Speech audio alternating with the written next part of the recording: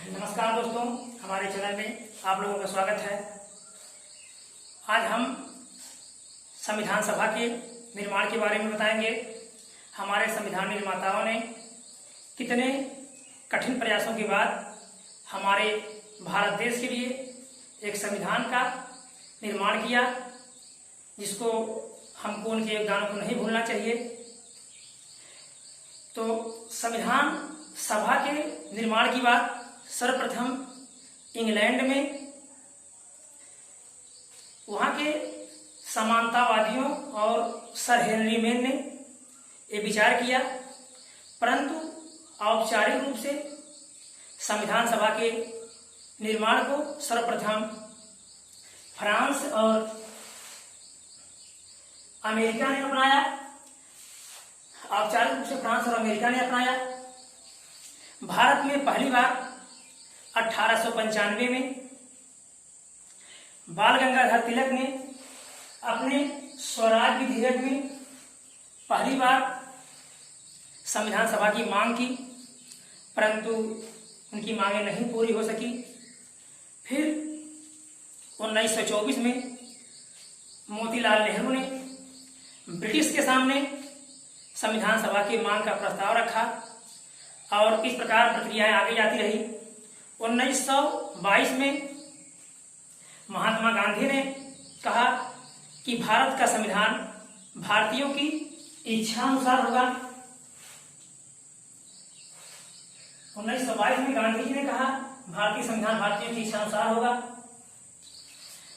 फिर औपचारिक रूप से एम.एन. राय ने संविधान के सभा का गठन का पहली बार विचार प्रतिपादित किया, जिसे 1939 में जवाहरलाल नेहरू ने मूर्त रूप दिया। ब्रिटिश की तरफ से पहली बार जब स्क्रिप्स मिशन 1942 में भारत आया, जब द्वितीय विश्व युद्ध चल रहा था 1939 से 1945 के बीच में, कांग्रेस ने 1937 के चुनाव में 28 माह बाद अपने सभी मंत्रिमंडलों से त्यागपत्र दे दिया था। इस आधार पर समझाने के लिए पहली बार 1942 में जब क्रिप्स मिशन भारत आया, तो उन्होंने भारतीयों के लिए संविधान सभा के निर्माण की बात स्वीकारी, जिसे 1946 में कैबिनेट मिशन ने संविधान सभा के निर्माण के गठन के लिए एक मूर्त रूप प्रदान किया और संविधान सभा का गठन हुआ। इस प्रकार जुलाई 1946 में अप्रत्यक्ष रूप से विधानसभा के सदस्यों द्वारा प्रति 10 लाख जनसंख्या पर एक प्रतिनिधि का चुनाव किया गया। 10 लाख जनसंख्या पर एक प्रतिनिधि का चुनाव किया गया। याद रखिएगा आप लोग, क्योंकि संविधान से हमारी संविधान सभा के गठन से तमाम क्वेश्चन इसमें से आते हैं। तो विधानसभा के सदस्यों द्वारा प्रति 10 लाख जनसंख्या पर एक प्रतिनिधि का चुनाव हुआ और उस चुनाव के लिए भारत में 3 समुदाय बनाए गए: सामान्य वर्ग, मुस्लिम वर्ग और सिख वर्ग। सिख वर्ग केवल पंजाब के लिए निर्धारित किए गए थे। इस प्रकार कुल 389 सदस्यों का अप्रत्यक्ष रूप से निर्वाचन हुआ संविधान के लिए निर्माण के लिए, जिसमें से ब्रिटिश प्रांत के 292, देशी रियासतों से 93 और कमिश्नरी क्षेत्र जो कि ब्रिटिश क्षेत्र था वहां कमिश्नरी नियुक्त हुई थी से 4 और संप्रदाय के आधार पर सामान्य से 213 लोग, मुस्लिम लीग से 79 लोग और सिख से 4 प्रतिनिधियों का चुनाव हुआ। यदि इनको बल के आधार पर देखा जाए तो महिला सदस्यों की संख्या संविधान सभा में 15 थी, अनुसूचित जातियों की संख्या 26 थी, अनुसूचित जनजातियों की संख्या 33 थी। इस जब मतदान हुआ इन सदस्यों के लिए 389 सदस्यों के लिए तो कांग्रेस को 208 सीटें मिली, मुस्लिम लीग को 73 सीटें मिली। ये वैसी सीटें हैं जो संविधान निर्माण के लिए विधानसभा के सदस्यों द्वारा चुने जा रहे थे। संविधान का निर्माण करने के लिए सदस्य उनकी संख्या है ये, और निर्दल 8 थे। अब इसकी पहली बैठक 9 दिसंबर 1946 को होगी।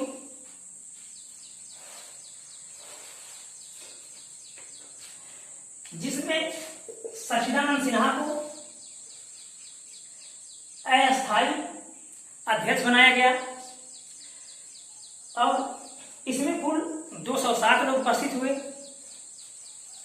207 लोग इसलिए उपस्थित हुए क्योंकि मुस्लिम लीग इसमें सम्मिलित नहीं हुई।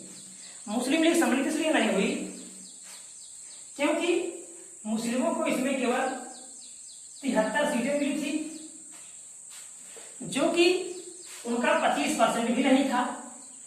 तो मुस्लिम लीग ने देखा कि हमारा समर्थन बहुत कम है और हमारे संविधान में हमारे पक्ष की बातें नहीं मानी जाए, ऐसा उन्होंने अनुमान लगाया। इस आधार पर मुस्लिम लीग प्रथम बैठक में सम्मिलित नहीं हुई। इस प्रकार 207 सदस्य उपस्थित हुए और 207 सदस्यों ने 60 देशों के संविधान के मुख्य अंशों को पेश किया। तो सच्चिदानंद सिन्हा 9 दिसंबर 1946 को अस्थायी अध्यक्ष बनाए गए थे। 11 दिसंबर 1946 को इसके अध्यक्ष डॉक्टर राजेंद्र प्रसाद अस्थायी अध्यक्ष बनाए गए। अस्थायी सच्चिदानंद सिन्हा थे, ये अस्थायी अध्यक्ष बनाए गए और BN राव को संवैधानिक सलाहकार नियुक्त किया गया। BN राव ने केंद्रीय और प्रांतीय सभा के सदस्यों द्वारा जो रिपोर्ट तैयार करके दी गई थी संविधान निर्माण के लिए, उसका प्रथम प्रारूप तैयार किया। प्रथम प्रारूप याद रखिएगा, प्रथम प्रारूप किसने तैयार किया? BN राव ने प्रथम संवैधानिक सलाहकार जो थे, इन्होंने प्रथम प्रारूप तैयार किया और इस प्रारूप की जांच करने के लिए, उसको देखने के लिए भीमराव अंबेडकर की अध्यक्षता में 7 सदस्यीय एक प्रारूप समिति का गठन किया गया।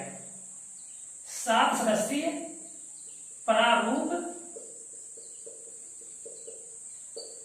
समिति का गठन किया गया, जिसमें सदस्यों की संख्या 7 थी और इसके अध्यक्ष भीमराव अंबेडकर थे। तो अंबेडकर की अध्यक्षता में जो प्रारूप समिति थी, उन्होंने 1947 में अंबेडकर की अध्यक्षता वाली प्रारूप समिति ने 1947 में अपनी रिपोर्ट प्रस्तुत की। उसकी रिपोर्टों के आधार पर फिर प्रक्रिया शुरू हुई। 13 दिसंबर 1946 को नेहरू द्वारा उद्देश्य प्रस्ताव पेश किया गया और उद्देश्य प्रस्ताव के साथ ही संविधान की कार्यवाही प्रारंभ हुई। यानी संविधान पर वार्तालाप, बातचीत, क्या क्या प्रक्रियाएं सम्मिलित होंगी, ये सारी चीजें 13 दिसंबर 1946 को नेहरू द्वारा उद्देश्य प्रस्ताव पेश किए जाने के साथ शुरू हुआ। इस उद्देश्य प्रस्ताव को 22 जनवरी 1947 को स्वीकृति मिली। संविधान सभा की कुल 12 बैठकें हुई। इसकी अंतिम बैठक 24 जनवरी 1950 को हुई। इसमें कुल 3 वाचन हुए।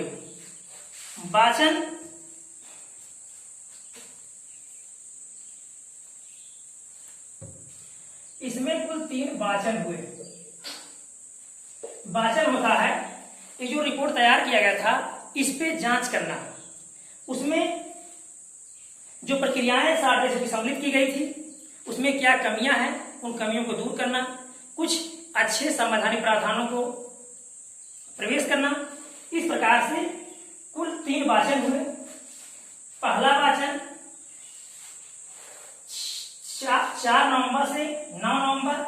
1948 के बीच चला।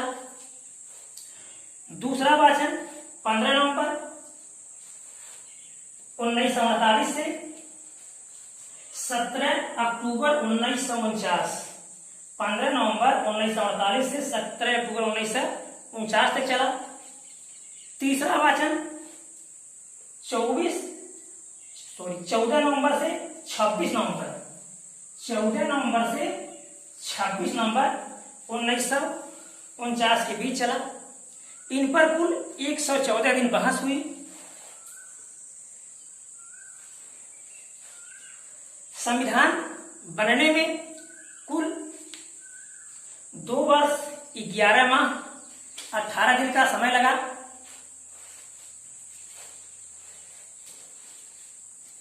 इसमें जो हमारे मूल संविधान थे उसमें कुल 395 अनुच्छेद, 22 भाग और 8 अनुसूचियां तथा 14 भाषाओं का उल्लेख था।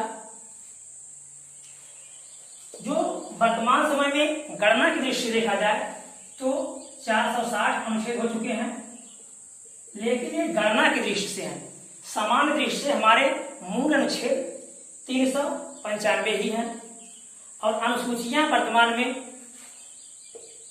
12 हो गई हैं और भाषाएं वर्तमान में 22 हो गई हैं। इस प्रकार हमारा संविधान बनकर के तैयार हुआ। इसमें कुल खर्च 63,96,729 रुपए आया। भारतीय संविधान जो बनकर तैयार हो गया उसके अनुसार समस्त शक्ति का स्रोत संघ और राज्यों के समस्त शक्ति का स्रोत भारत की जनता होगी। इस बात को समझिएगा। हमारे संविधान के अनुसार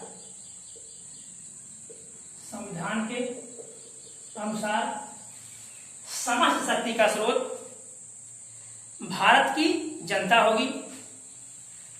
तो इस प्रकार भारत की जनता में समस्त शक्तियां निहित हैं जो संविधान में हमारे कहा गया है। आपको बताना चाहेंगे बात कि भीमराव अंबेडकर का चुनाव संविधान सभा में पूर्वी बंगाल से हुआ था। जो पाकिस्तान के विभाजन हो जाने के बाद वो पूर्वी पाकिस्तान में चला गया। इस प्रकार भीमराव अंबेडकर सीट रिक्त हो गई और इनको संविधान में रखना उचित था। इसलिए जो मुंबई के पूना सीट से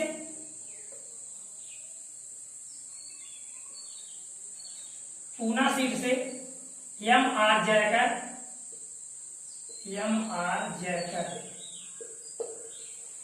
इनको त्यागपत्र दिलवाया गया और पुनः वहां उपचुनाव कराया गया।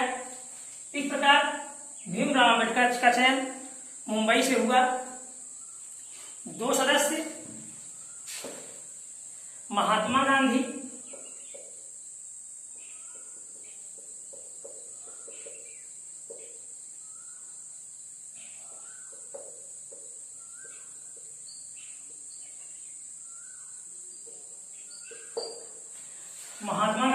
और मोहम्मद अली जिन्ना 2 ऐसे सदस्य थे जो संविधान सभा के सदस्य नहीं चुने गए। याद रखिएगा आप लोग। और आप बताना चाहेंगे जो भी है आप इसको नोट बना लीजिएगा, क्योंकि इसमें से बहुत क्वेश्चन आपको छोटी परीक्षाओं से लेकर IAS स्तर तक की परीक्षाओं में क्वेश्चन पूछे जाते हैं बराबर, और भविष्य में भी पूछे जाते रहेंगे। हम आशा करते हैं आप लोगों को वीडियो जरूर अच्छा लगा होगा। यदि अच्छा लगा होगा तो सब्सक्राइब कीजिएगा, अपने दोस्तों को शेयर कीजिएगा। धन्यवाद।